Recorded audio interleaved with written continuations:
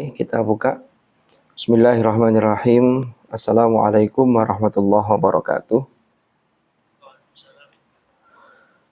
Alhamdulillah wassalatu wassalamu ala Rasulillah Sayyidina Muhammadin ibni Abdillah wa ala alihi wa sahbihi wa mawalah. Amma ba'd. Yang saya hormati teman-teman semuanya. Alhamdulillahirabbil alamin, pada malam hari ini kita bisa bertemu secara daring, secara online untuk melaksanakan kajian. Tema kita adalah fikih ibadah ya. Mari kita mulai pertemuan kita ini dengan bacaan Ummul Quran. Mudah-mudahan menjadi majelis ilmu yang nafi'an, mubarakan fid dini wad dunya wal akhirah. Ala hadhihi niyyah wa ala kulli niyatin salihah. Wa ila hadratin nabiyil mustafa Rasulillah sallallahu alaihi wasallam. Wa ila hadrati ikhwanihi minal anbiya wal mursalin was sahabati wat tabi'in wal ulama'il amilin wal musannifin wa a'immatil mujtahidin wal qurra wal mufassirin wa ila silsilati masyayikhina fi ta'limina wa ta'allumina wa nafa'ana bihim wa bi ulumihim fid dharain amin. Al-Fatihah. A'udzu billahi minasyaitonir rajim.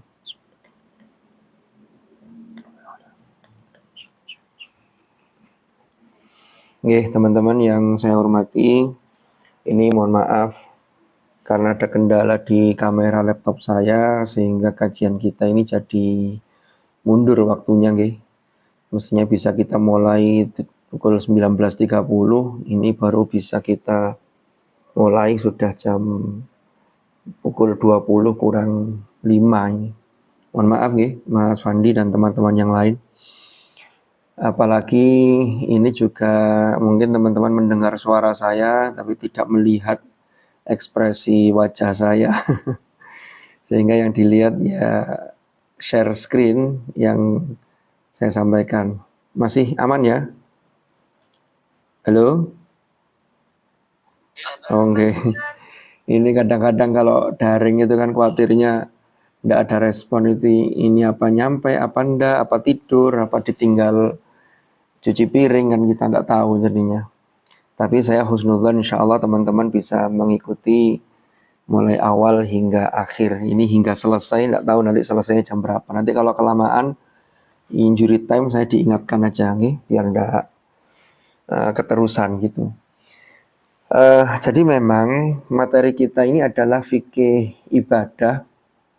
Tetapi saya sebelum masuk ke inti dari fikih ibadah itu, saya ingin mengajak teman-teman untuk kita ini memahami, mengantarkan, dan kita ini harus memahami posisi dan urgensi fikih, gitu loh. Karena memang fikih itu perlu sekali. Orang yang tidak paham terkait dengan fikih atau amaliyah-amaliyah yang praktis, yang itu menjadi kewajibannya, ini bisa berdampak fatal. Contoh dulu ini. Suatu ketika saya pernah sholat di sebuah masjid, tiba-tiba jamaah di samping saya itu, tentunya laki-laki ya, jamaah di samping saya itu bapak-bapak muda gitu, sambil membawa anaknya yang masih kecil. Saya taunya pas tahiyat akhir apa awal saya lupa, itu ternyata celana yang dipakai itu celana model zaman kekinian maunya.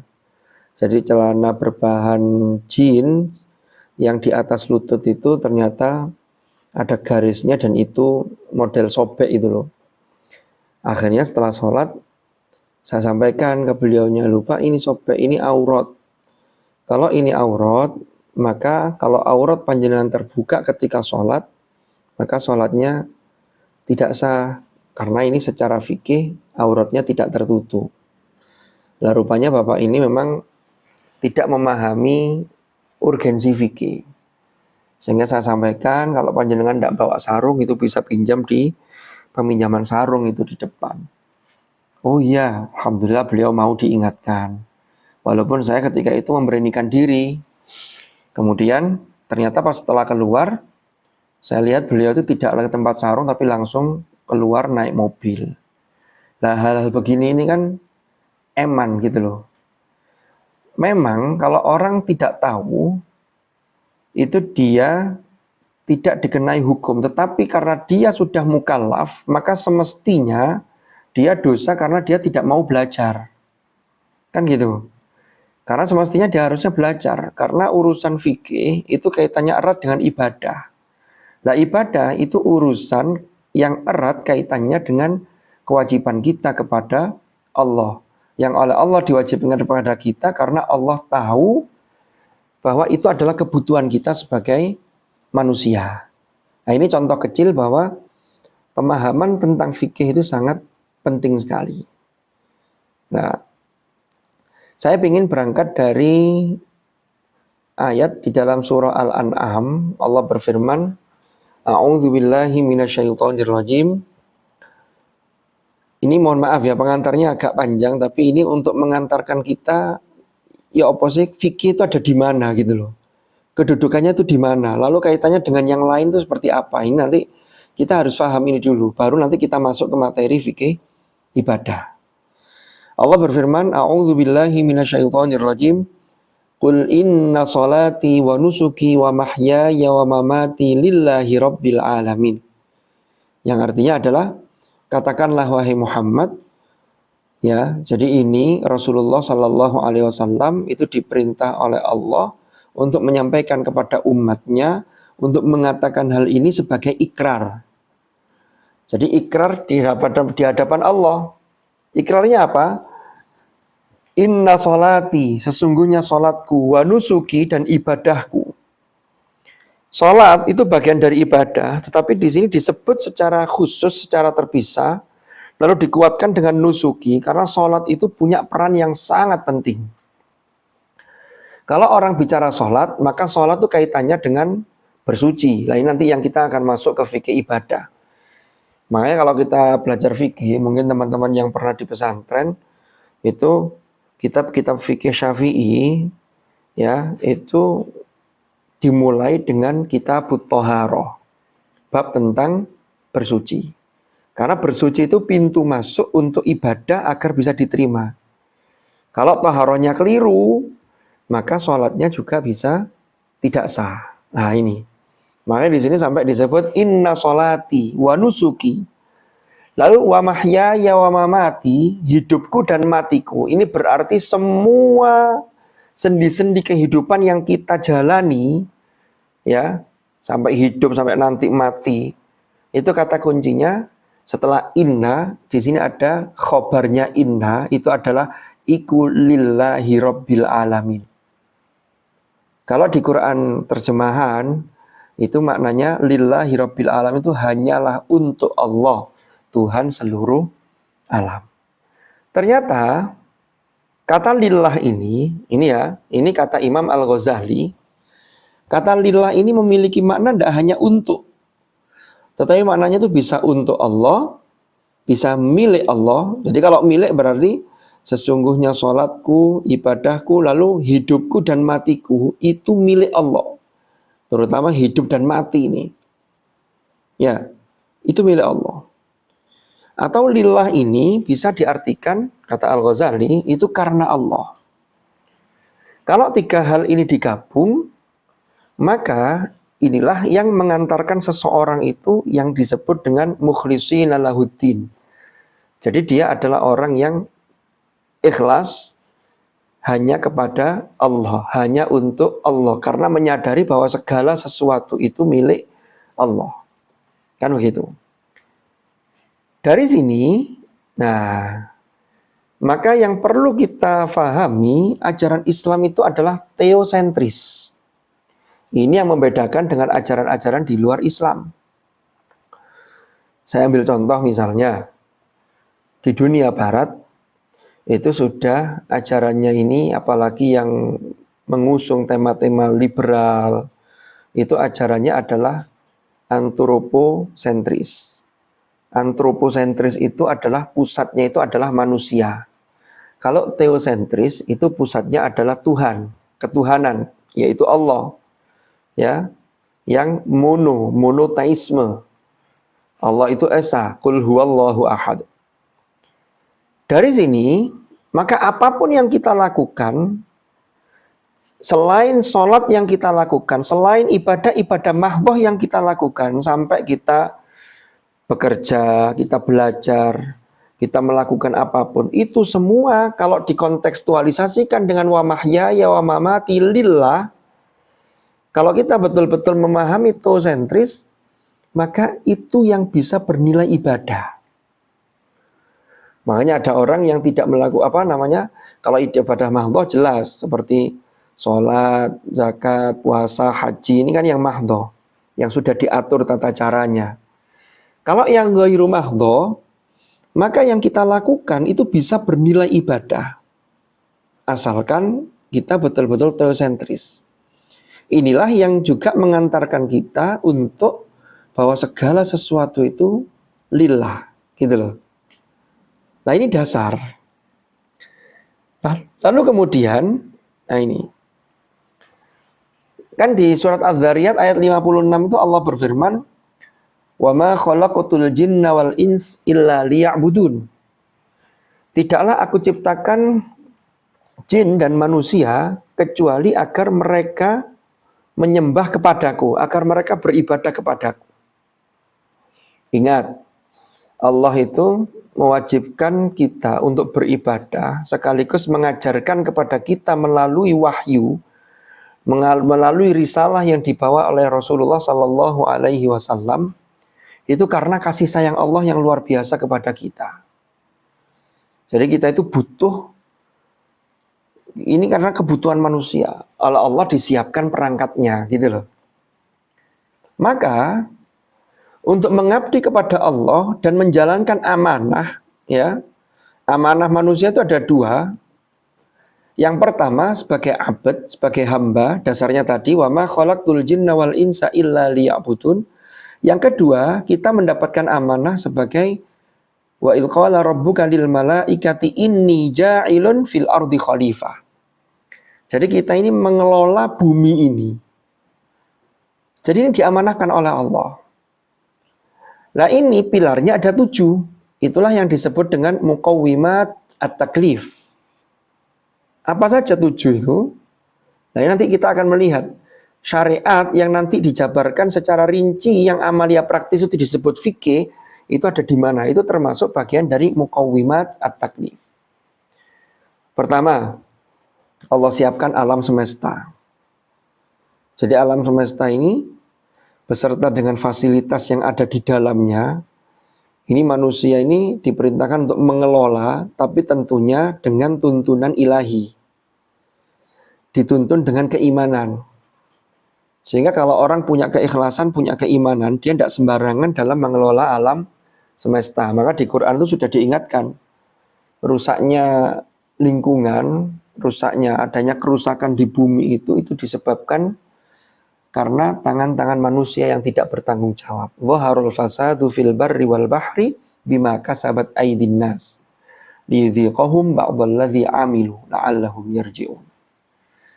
Lalu yang kedua, Allah siapkan akal. Nah ini. Jadi akal itu disiapkan bagi manusia. Satu-satunya makhluk yang dianugerahi akal itu hanya manusia. Ya. Sehingga akal ini bisa menerima informasi dari panca indera, dia menangkap, kemudian dia menimbang-nimbang dengan akal itu. Tapi akal ini harus dibimbing oleh agama, dibimbing oleh wahyu. Karena kalau tidak, akal ini bisa kebablasan. Ini yang kemudian bisa menyesatkan orang. Lalu Allah siapkan fitrah. Fitrah itu adalah nurani. Jadi manusia itu membawa fitrahnya, itu ada bawaan hati nurani. Lalu yang berikutnya, nafsu. Jadi manusia ini makhluk yang cukup kompleks, sehingga ya dianugerahi fitrah, ada bisikan hati nurani, ada akal, tapi juga ada nafsu. Nanti akan kita jelaskan. Lalu manusia itu diberi kebebasan memilih. Dalam satu kesempatan, dia punya kebebasan memilih, tapi tetap apapun pilihannya itu tetap harus dipertanggungjawabkan, ya. Tetapi kadang-kadang memang manusia itu tidak punya pilihan. Tetapi dalam konteks kebebasan memilih ini, ya, karena manusia dianugerahi akal, inilah manusia itu bertanggung jawab atas pilihannya. Makanya nanti ada balasan kebaikan, dibalas dengan pahala. Kalau keburukan, kejahatan, dosa. Yang nanti endingnya menyebabkan murka Allah. Yang nanti endingnya di akhirat menyebabkan orang masuk neraka. Jadi Allah memberi perangkat-perangkat ini. Lalu Allah juga memberi perangkat yang namanya waktu. Jadi waktu itu kita diberi sama waktu kita dengan dulu zaman sahabat, zaman Rasulullah itu waktu itu sama. 24 jam itu sama. Yang membedakan itu adalah bagaimana manajemen waktu yang kita kelola itu manajemennya seperti apa. Sama dengan teman sampean, yang teman sampean capaiannya lebih, itu waktu yang diberikan oleh Allah sama. Dan yang ketujuh, itu adalah syariat. Nah, syariat inilah wahyu. Syariat inilah Islam yang nanti secara praktis, itulah nanti ada hukum-hukum fikih. Walaupun syariat itu cakupannya luas. Jadi fikih itu adalah bagian dari syariat. Tapi kalau disebut syariat itu jauh lebih luas dibanding sekedar fikih. Jadi itu posisinya. Nah, nanti kita lihat. Nah, sekarang kita masuk ke perangkat yang pertama yang disediakan oleh Allah. Allah berfirman di dalam surah Ali Imran ayat 190, "Inna fi khalqis samawati wal ardi wa ikhtilafil laili wan nahari la ayatil liulil albab." Jadi sesungguhnya dalam penciptaan langit dan bumi dan silih bergantinya malam dan siang, itu terdapat tanda-tanda bagi orang-orang yang berakal.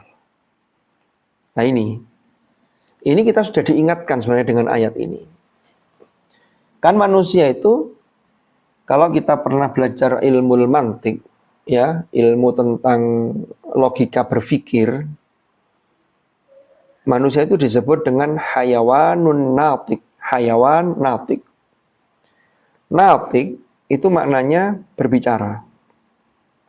Tapi maksud yang sesungguhnya adalah hayawanun natik itu adalah hewan yang berakal. Kenapa?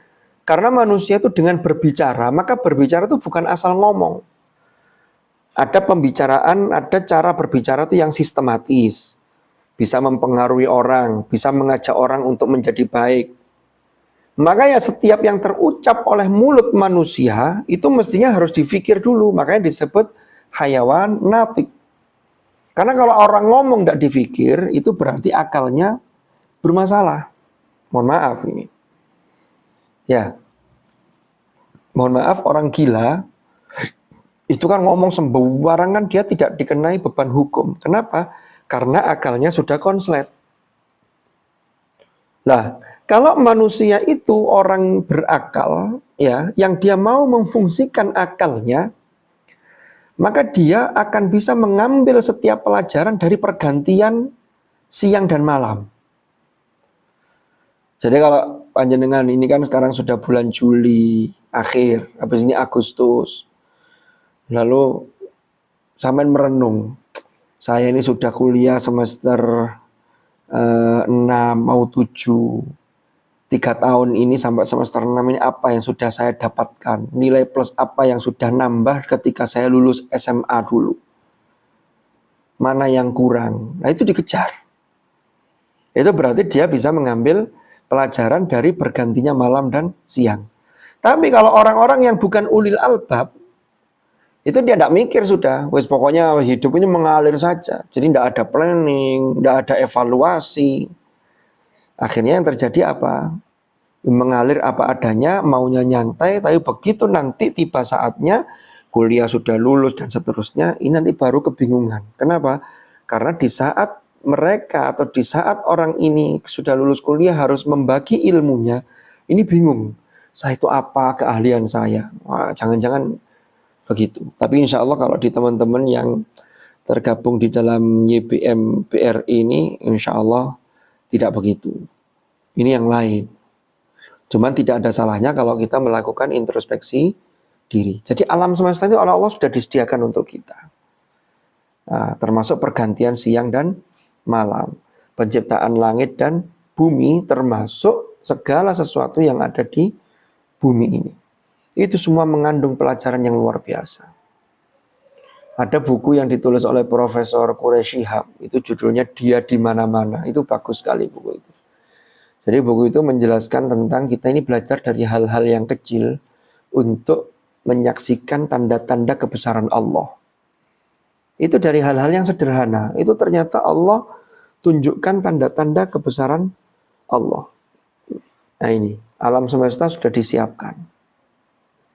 Terus yang kedua, Allah berfirman, alam naj'al lahu ainain wa lisanan wa syafatain. Kan begitu. Wa hadainahun najdain. Bukankah kami telah memberi kepadanya 2 buah mata? Ini pertanyaan ini untuk mengajak kita berpikir. Selama ini 2 buah mata kita yang alhamdulillah bisa melihat, itu sudah kita gunakan untuk apa? Sudahkah kita melihat tanda-tanda kebesaran Allah yang lalu menambah keimanan dan ketakwaan kita? Ataukah, naudzubillah, mata kita ini hanya untuk memuaskan nafsu kita? Nah, ini kan pertanyaan besar yang harus kita jadikan evaluasi dalam diri kita. Alam naj'al lahu ainain wa lisanan wa syafatain. Ya. Lisanan, ya, lisan, lidah, syafatain, 2 bibir. Nah, ini kaitannya mata. Nah, untuk apa? Karena dari mata ini informasinya akan masuk ke pikiran. Nanti dari pikiran diolah. Ini apa yang terfikir dalam pikiran kita itu akan diucapkan oleh lisan.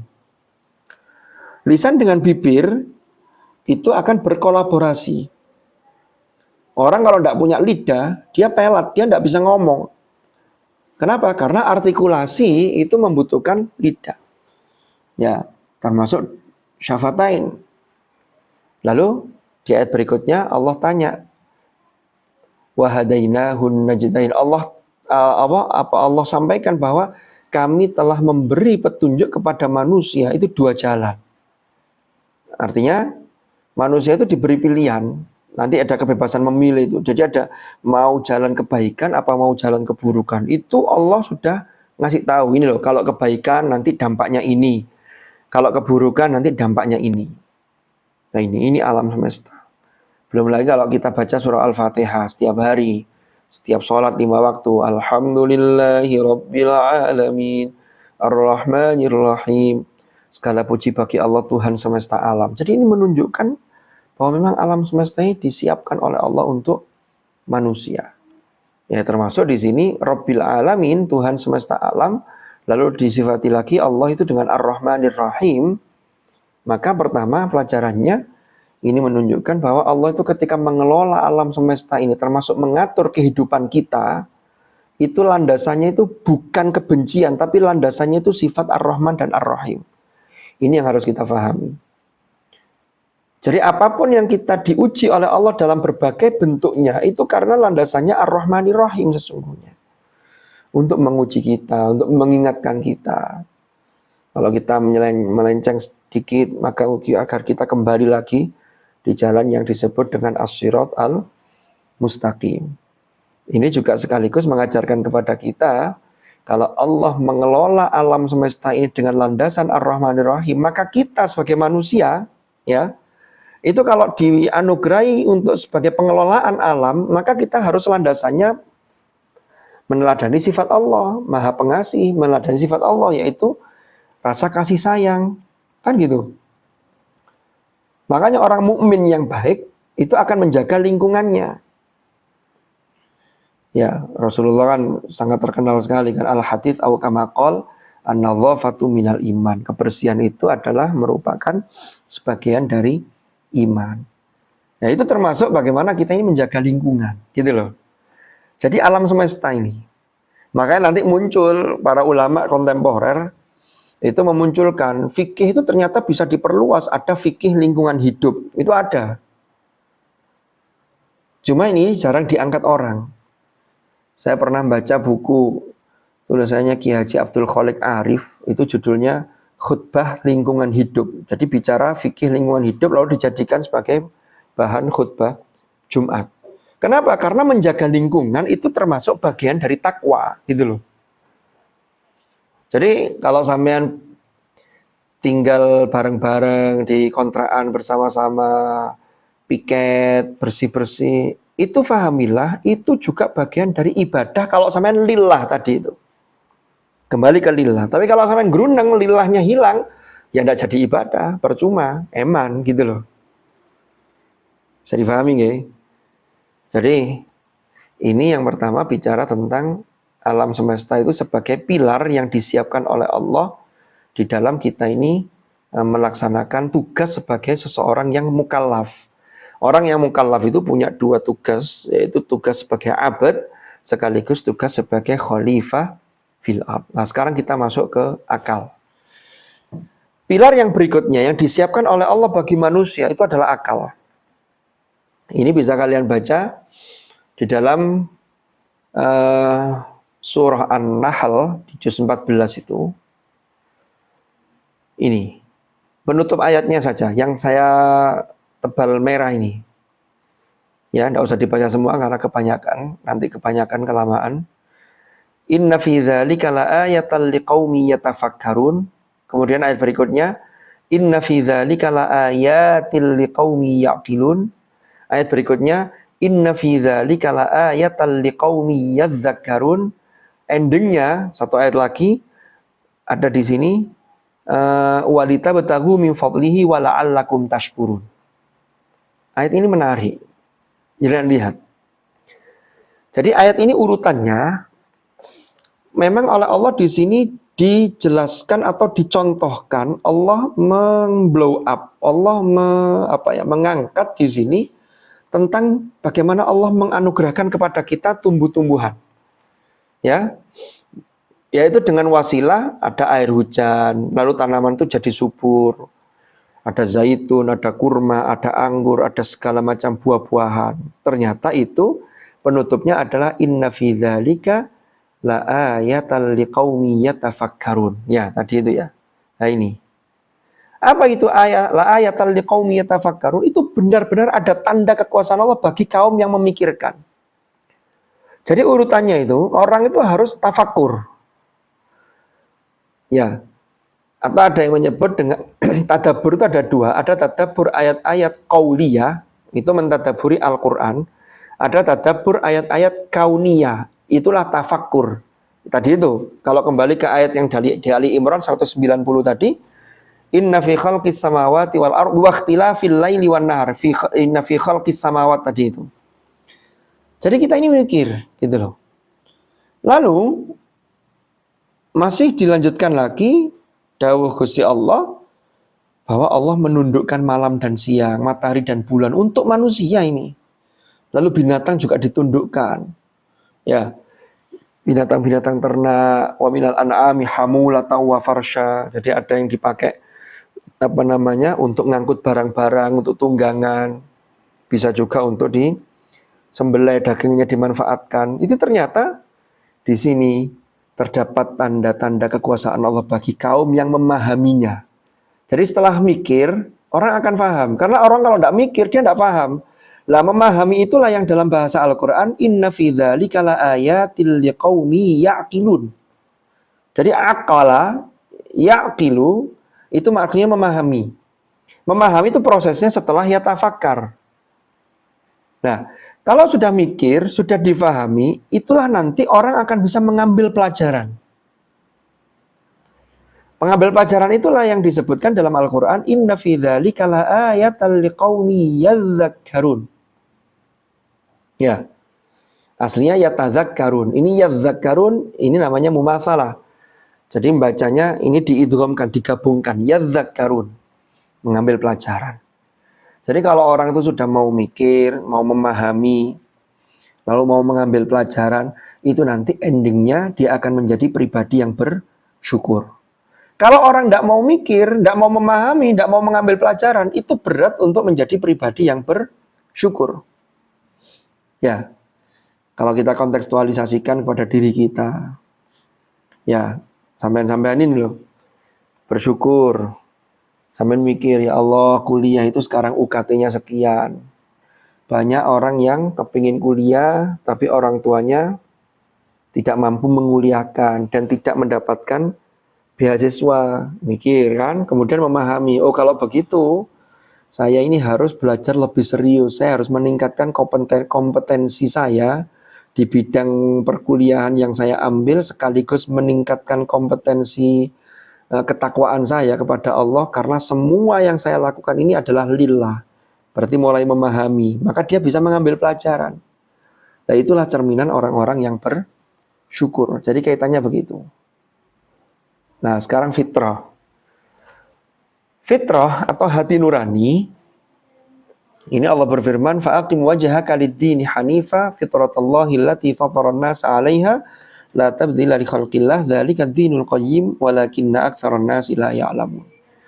Jadi memang fitrah itu agama yang lurus. Jadi agama fitrah ini agama dalam hati nurani itu seseorang itu pasti membutuhkan sandaran yang superior. Sandaran itu adalah Allah. Maka sandaran adalah Tuhan, maka orang itu beragama. Dan agama yang lurus itu tidak lain adalah agama Islam. Karena agama Islam itu, kalau dengan lihat lebih jauh ya, itu agama yang memperhatikan secara seimbang aspek zahir dan aspek batin. Contoh, saya tidak sebut nama agamanya ya, kan nanti masuk penistaan agama ya. Ada agama itu yang hanya mengedepankan aspek-aspek zahirnya, aspek batinnya terlewatkan. Ada yang aspek batinnya, aspek zahirnya tidak dilakukan. Ada agama itu kalau orang sudah fokus menjadi pelayan Tuhan, maka mereka tidak boleh menikah, tidak boleh kawin dengan lawan jenis. Nah ini padahal pernikahan itu juga fitrah, itu dorongan naluri. Lawan jenis kepada lawan jenis, ya laki-laki kepada perempuan, tetapi harus diikat dengan tataran aturan Allah. Nah ini loh, ini bedanya. Kalau orang Barat, yang tadi saya di awal tadi mengatakan, mereka antroposentris, mereka mengatakan begini, pokoknya manusia itu suka sama suka, ya sudahlah, kumpul kebo, kalau tidak suka, selesai. Tapi di Islam tidak boleh begitu. Itu tanggung jawabnya besar.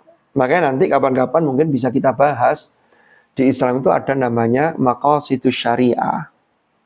Maqasidus syariah itu apa? Allah itu menetapkan syariat, itu ada maksud-maksudnya. Nah, maqasidus syariah itu setidaknya ada 5, ya. Itu yang disebut dengan ad-daruriyat al-khams. Jadi yang inti, yang prinsip, yang 5 itu, pertama adalah hifdzuddin, menjaga agama. Lalu ada hifdzun nasal, menjaga keturunan. Ada hifdzul aql, menjaga akal. Ada hifdzul mal, menjaga harta. Sama satu lagi adalah saya kok lupa. Jadi ada 5 itu maqasidus syariah. Nah, nanti insya Allah kapan-kapan kalau memungkinkan akan kita bahas. Nah, sekarang fitrah manusia. Manusia itu secara hati nurani, ini yang ketika jiwa melakukan perbuatan dosa, ia mengetahui bahwa ia telah berbuat dosa tanpa seorang pun yang memberitahunya. Makanya biasanya ada rasa bersalah. Ya, cuman ini yang kata Imam Al-Ghazali, manusia itu harus hati-hati. Kan cerminan fitrah itu ada pada hati nurani seseorang. Lah hati nurani itu tidak lain adalah hembusan dari ruh yang diciptakan oleh Allah. Wa nafakhtu fihi mir ruhi. Kan begitu. Lalu ada hati nurani. Nah, hati nurani manusia itu harus selalu diasah dengan kebaikan dan ketakwaan. Itu nanti dia akan jernih. Tapi kalau dia sering ditutup dengan dosa, ini tidak bisa memancarkan mana yang buruk itu kebaikannya tidak bisa terpancar. Bisikannya yang suci itu tertutupi. Makanya orang itu kalau tidak pernah melakukan hal-hal yang terlarang, sekali melakukan dia biasanya merasa bersalah. Tapi kalau orang sudah sering melakukan dosa, ya, itu dia tahu kalau itu dosa, tapi kadang-kadang dia merasa bangga atau tidak sadar. Padahal manusia itu bisa paling tahu tentang dirinya. Ada ayat dalam surah Al-Qiyamah ayat 14-15 itu Allah berfirman, balil insanu ala nafsihi basirah walau alqa ma'adzirah. Ayat ini bisa berlaku nanti kalau orang di akhirat itu dia menjadi saksi bagi dirinya. Makanya iqra kitabak. Bacalah catatan amal-amalmu. Kafa bi nafsikal yauma 'alaika hasiba. Ya, cukup bagimu pada hari ini, di hari perhitungan amal itu sebagai menghisap dirimu sendiri. Nah, itu alasan apapun tidak bisa diterima. Karena semuanya sudah terbuka. Atau ayat ini kalau kita terapkan ketika di dunia, manusia itu tahu kok tentang dirinya. Ada orang melakukan kesalahan. Ditanya di sidang, kamu salah? Enggak, dia tahu kalau salah. Melanggar lampu lalu lintas. Dia tahu kalau salah, tapi dia akan beralasan, tadi itu saya tidak sengaja Pak, begini-begini. Ini lampunya, dan disalahkan lampunya. Ini manusia itu sering begitu. Padahal balil insanu ala nafsihi basirah. Makanya fitrah ini harus selalu kita asah, ya. Ini tidak usah panjang-panjang yang ini. Ini Rasulullah pernah bertanya kepada sahabat Wabisah. Jadi sahabat ini tanya kepada Rasulullah tentang kebajikan dan dosa. Lalu ternyata jari jemarinya Wabisah itu oleh Rasulullah dihimpun begini, lalu dipukulkan di dadanya. Ya, Rasulullah mengatakan istafti nafsak, istafti qalbak ya Wabisah. Jadi disuruh mintalah petunjuk, mintalah nasihat kepada jiwamu, mintalah petunjuk kepada hatimu. Itu sampai terulang 3 kali. Lalu beliau lanjutkan, ternyata kebajikan itu adalah sesuatu yang membuat tenang jiwa, sedangkan dosa itu apa yang bersemayam di dalam jiwa itu bergejolak di dalam dada, meskipun orang itu telah memberimu petunjuk. Jadi kalau kita sudah dikasih tahu orang, ya, tapi kok tetap bergejolak di dalam jiwa, tidak tenang, itu berarti orang itu sesungguhnya melakukan dosa atau sesuatu yang tidak baik. Nah ini ada lagi sabda Rasulullah yang lain, kebajikan adalah akhlak yang baik, sedangkan dosa adalah apa yang bersemayam di dalam dadamu dan engkau tidak suka bila orang lain mengetahuinya. Jadi kalau panjenengan melakukan dosa, itu maunya itu secara fitrah, secara naluri, itu kita maunya disembunyikan. Itu kalau hati nuraninya masih bersih. Tapi kalau sudah tidak bersih, ada orang yang melakukan dosa, dia bangga dengan dosa-dosanya. Na'udzubillah. Ini yang berbahaya. Itulah yang dalam bahasanya Imam Ghazali, hatinya itu sudah berkarat. Ibarat cermin itu dia karatnya itu sudah parah sehingga tidak bisa memantulkan yang sesungguhnya, gitu loh. Nah sekarang hawa nafsu. Hawa nafsu itu termasuk perangkat muqawwimat at-taklif. Jadi manusia itu diberi nafsu itu, ternyata itu adalah tangga sebagai media untuk mendaki naik ke arah Allah sekaligus sebagai turunan-turunan yang dapat menjerumuskan kita. Jadi nafsu itu ada itu bisa menjadikan media kita untuk menaik derajat di hadapan Allah atau bahkan bisa menjerumuskan kita. Nah di dalam Islam itu nafsu itu tidak bisa dibelenggu, tapi dia dibatasi, dia diarahkan, dia harus suci, diatur, kan gitu. Contoh, ya laki-laki terhadap perempuan, ini harus ada aturan, tidak diumbar, tidak sembarangan. Bukan mahram, bukan siapa-siapa kok sudah nginep berdua di penginapan, di hotel. Na'udzubillah. Ini namanya kebablasan. Dia menuruti hawa nafsu tapi tidak lillah. Kalau lillah maka dia akan menjaga kesucian itu. Kan gitu. Termasuk yang lain-lain. Tapi orang tuh punya, ini dulu pernah kita bahas Mas Fandi ya, di waktu kita kajian tentang pembukaan atau muqaddimah kitab Bidayatul Hidayah itu. Jadi Allah berikan nafsu itu termasuk manusia itu biar punya punya semangat untuk bagaimana ini bisa mengejar ini itu nafsu. Nah ini. Maka tingkatan nafsu itu ada namanya an-nafsu yang al-ammarah bisu. Ini yang paling rendah. Ada yang an-nafsul lawwamah, ada an-nafsul mutmainnah. Nah, nafsu itu kan jiwa. Jiwa itu bisikan yang ada dalam diri kita setelah terjadinya penggabungan antara wa nafakhtu fihi mir ruhi, ruh yang ditiupkan oleh Allah ke dalam jasad ini. Ya, ini kalau tidak diasah, tidak dibimbing oleh wahyu, itu hanya sampai pada al-ammarah bisu. Maka kita ikut kajian begini, ini kan kita bimbing nafsu kita biar tidak liar. Kalau an-nafsul lawwamah itu tengah-tengah. Dia sudah mulai merasa bersalah ketika melakukan dosa. Mencela dirinya. Saya kok begini ya. Kalau an-nafsul mutmainnah ini levelnya tinggi. Berarti nafsunya itu sudah terarahkan, sudah tersucikan. Kenapa? Karena mengikuti bimbingan wahyu. Bimbingan risalah yang dibawa oleh Hadratur Rasul, yaitu risalah Allah Subhanahu wa ta'ala. Nah, wa man adhallu mimman ittaba'a hawahu bighairi hudan minallah innallaha la yahdil qaumadh dhalimin. Sampai-sampai dalam surat Al-Qasas ayat 50 itu Allah dawuh, siapakah yang lebih sesat daripada orang yang mengikuti hawa nafsunya dengan tidak mendapat petunjuk dari Allah sedikit pun. Jadi orang itu kalau semakin jauh dia menuruti hawa nafsu, dia abai, tidak mau mengikuti petunjuk Allah, maka disitulah dia melupakan Allah yang nanti dampaknya mereka merupakan dirinya sendiri. Makanya di surat Al-Hasyr itu Allah berfirman, wala takunu kalladzina nasullaha fa ansahum anfusahum ulaika humul fasikun, kan begitu. Nah, sekarang masuk pada kebebasan memilih. Ini sampai jam berapa ini, Mas Fandi? Halo? Teman-teman?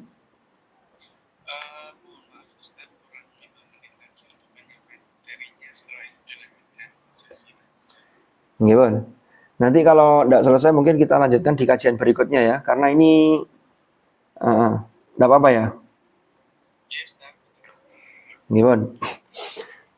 Yang selanjutnya, pilar yang disiapkan oleh Allah itu adalah kebebasan memilih. Artinya kebebasan memilih itu begini.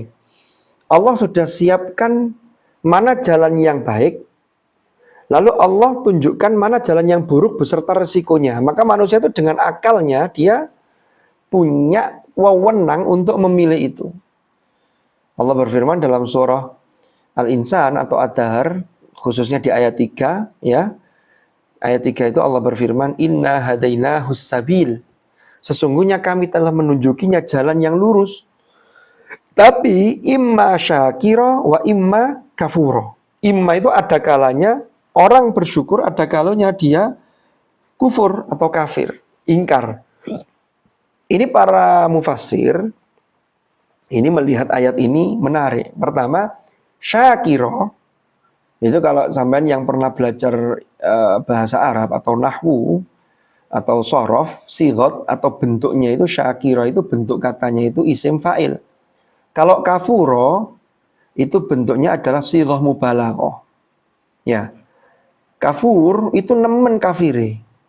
Maka dari sini kata para ahli tafsir kesannya adalah ternyata Allah sudah menunjukkan jalan ya yang baik ini, yang buruk ini.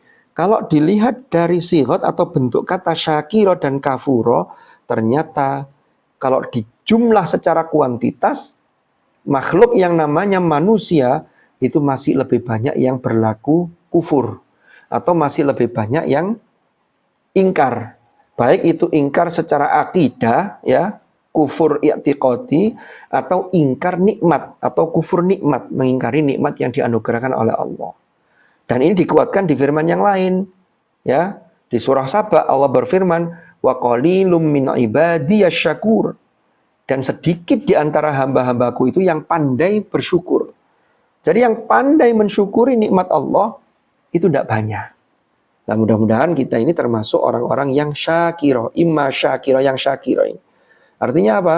Jalan kebaikan itu, jalan kebenaran kita tapaki, kita ikuti, sehingga kita menjadi pribadi yang semakin baik dalam menjalani kehidupan ini. Karena kehidupan ini sesungguhnya adalah modal kita, ini adalah ladang untuk akhirat kita. Hidup di dunia itu memang sederhana dan sebentar, tapi ini menentukan kehidupan kita yang abadi kelak di akhirat. Kalau nanti di akhirat, ya itu sudah kepastian wa innad darul akhirata wa innal akhirata hiya darul qaror, karena akhirat itu adalah rumah kepastian, keabadian, kepastian itu.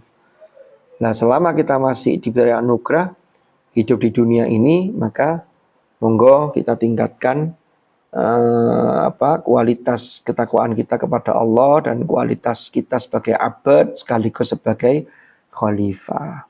Selanjutnya, muqawwimat yang disiapkan oleh Allah adalah waktu, yang insya Allah akan kita lanjutkan pada episode yang akan datang. Jadi ini mohon maaf nih, ini masih mengantarkan untuk mendudukkan syariat tadi loh. Nah syariat nanti bagian dari syariat itu ada fikih. Fikih nanti bagiannya ada fikih ibadah. Karena fikih nanti ada fikih muamalah, ada fikih jinayah kan begitu. Nah, ada munakahat, nanti bagiannya jenisnya banyak sekali. Kenapa kalau kita milih fikih ibadah? Karena ini yang menentukan keabsahan ibadah yang kita lakukan, kan gitu. Saya kira itu dari saya. Monggo kalau ada tanggapan, saya persilahkan. Masya Allah, jazakumullah khairan ahsanul jaza, Ustaz.